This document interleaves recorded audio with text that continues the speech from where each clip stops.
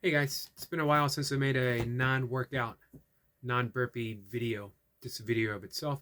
Mainly been doing shorts as well as live stream, but I'm starting on a new journey. A bit of an old journey actually. I talk quite a bit of A Course in Miracles when I do my live streams. However, it's been a long journey for me with the course.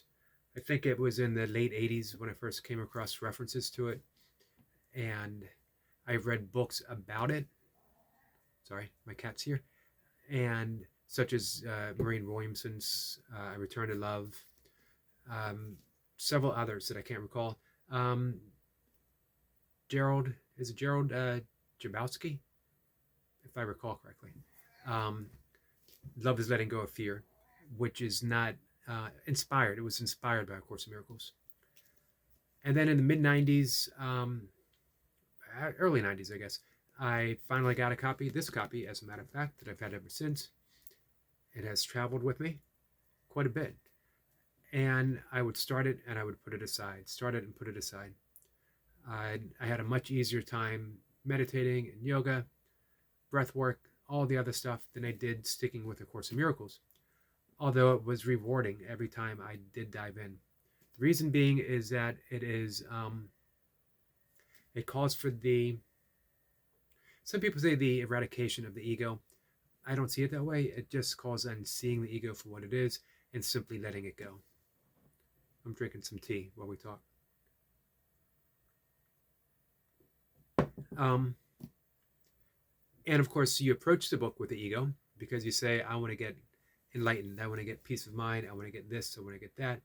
And that's simply the ego is talking. And the ego will never reduce the ego. The ego will never eradicate the ego. It's impossible for it to destroy itself. The great revelation was when I realized I didn't have to destroy the ego. I was going through an extremely difficult point in my life, 2009, 2008, 2009, and I knew this was the time that I would commit to the entire workbook as well as reading the text. And I did.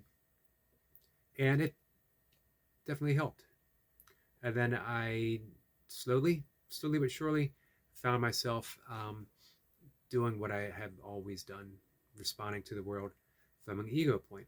Because I had read it, I felt like I had a sense of accomplishment, and everything slid back. It's a lifelong practice. Not that I didn't dive into it again and again and again, but I never committed to it in the same way as I did back then. However, I continue with my meditation, deepening, my yoga practice deepened. I Several what I would call near miraculous things happened. Discovering Douglas Harding and the Headless Way felt like the final piece of the puzzle for me. Didn't have anything to do. You point and you realize, and then you live from life from there. It's like discovering the Tao Te Ching, the easiness of simply being. However, lately, I feel called to return to A Course in Miracles. Could be some major changes that are going on in my life. Could be maybe a hint of fear that I find coming back into my life. I don't know. It doesn't matter. I find that I am ready for it again, and that I want it to be a commitment of an actual practice again, that I am returning to peace, that I am realizing that choice, that in every moment I can choose peace instead of whatever else I'm experiencing at the time. So I want to share this journey, as well as some other meaningful stuff as we talk about it. I have since in my path become a meditation teacher, a breathwork coach several years ago. So I'll share some more about that as well. But today, let's do an introduction to A Course in Miracles. Um, I don't want to go into history. I will, but not today, not right now. What I want to do is read the introduction from A Course. We'll also do some of the workbook lessons together, and just see how it goes. It's all going to be a very spontaneous approach to having the course work itself through us, day by day, or through me, and then we'll see.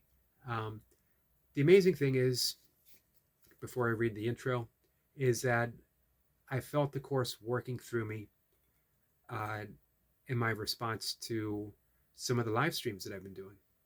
That I just felt myself effortlessly and easily returning to peace, forgiving. Um, and it made a huge difference. And I think that's what was calling me back is see how easy it is. So here I am, ready to dive back in. We'll see if anyone wants to join. I don't have any answers. So, we're exploring, or maybe more rightly, we are re-exploring. So here goes, the introduction. This is A Course in Miracles. It's a required course. Only the time you take it is voluntary. Free will does not mean that you can establish the curriculum. It means only that you can elect what you want to take at any given time. The Course does not aim at teaching the meaning of love, for that is beyond what can be taught. It does aim, however, at removing the blocks to the awareness of love's presence, which is our natural inheritance. The opposite of love is fear, but what is all-encompassing can have no opposite.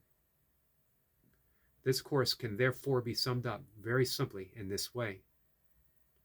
Nothing real can be threatened. Nothing unreal exists. Herein lies the peace of God. I might stick with the introduction for the next day or two, and let's explore it a bit. But I want to leave that here. And a little extra, nothing real can be threatened. Nothing unreal exists. Herein lies the peace of God. Explore in your life what is real, but look deep. What is real is never changing. What in your life doesn't change, ever. Don't expect an answer.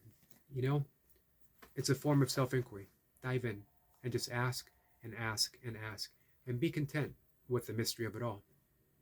Guys, with that, thanks for joining me. I'll see everyone later.